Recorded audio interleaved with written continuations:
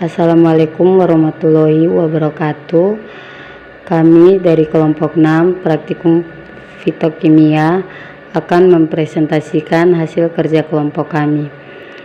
Di sini saya akan memperkenalkan anggota kelompok 6. Yang pertama Rachel Efri Hatuela, yang kedua Dini Ramawati, yang ketiga Dewi Ananda, yang keempat Rifa Jayanti Nauli, yang kelima Anti Faidatus Suro. KLT densitometri. Metode densitometri memiliki kelebihan yaitu spesifikasi yang tinggi. Hasil yang didapatkan dipercaya dapat dilakukan dengan mudah serta cepat.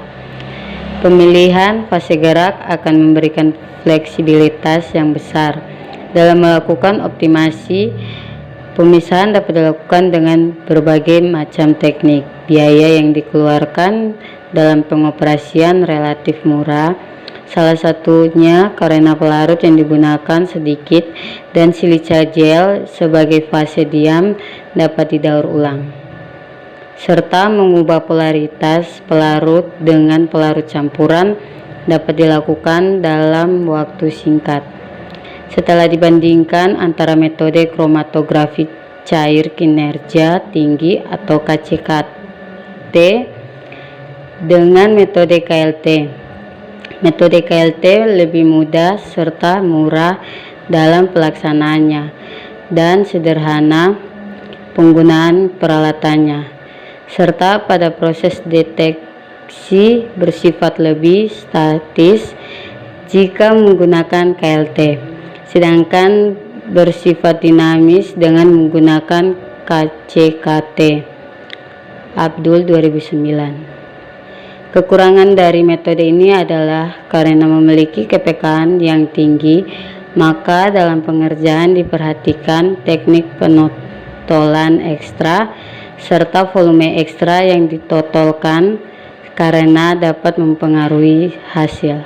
HPTLC. Kelebihan parameter kerja tersebut. HPTLC memiliki efisiensi pemisahan yang lebih baik dibandingkan TLC konvensional.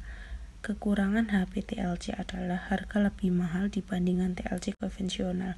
Untuk memaksimalkan penggunaan HPTLC yang efisien dan ekonomis, maka dilakukan daur ulang lempeng HPTLC. Kemudian lempeng hasil daur ulang dievaluasi untuk mengetahui sejauh mana lempeng daur ulang dapat digunakan untuk analisis kualitatif maupun kuantitatif.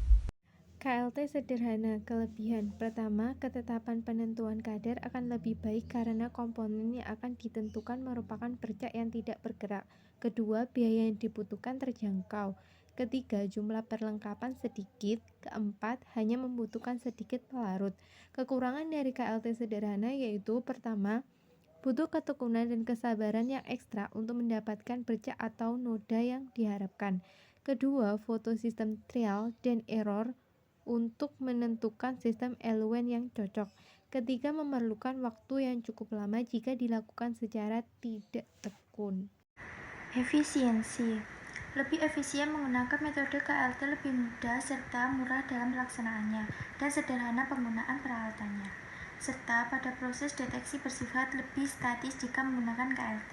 Dengan metode KLT, densitometri akan divalidasi sehingga memperoleh hasil yang dapat dipertanggungjawabkan cukup valid jika semua faktor telah terpenuhi.